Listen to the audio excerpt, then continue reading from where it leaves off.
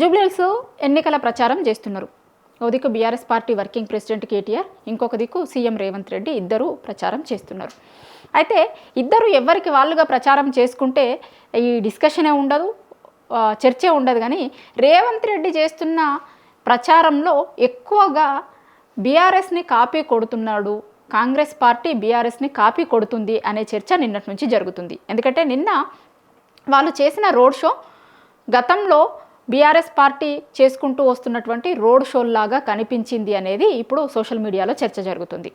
2-3 రోజుల కింద BRS party working president KTR ఆయన రోడ్ షోలో కాంగ్రెస్ పార్టీ ఇచ్చినటువంటి హామీలేంది, అమలు చేయనటువంటి హామీలేంది, అట్లనే హైడ్రాకి సంబంధించిన ఇష్యూస్ని వాళ్ళు ఒక స్లైడ్స్ వేసి ఆయన రోడ్ షోలో చూపించిండు.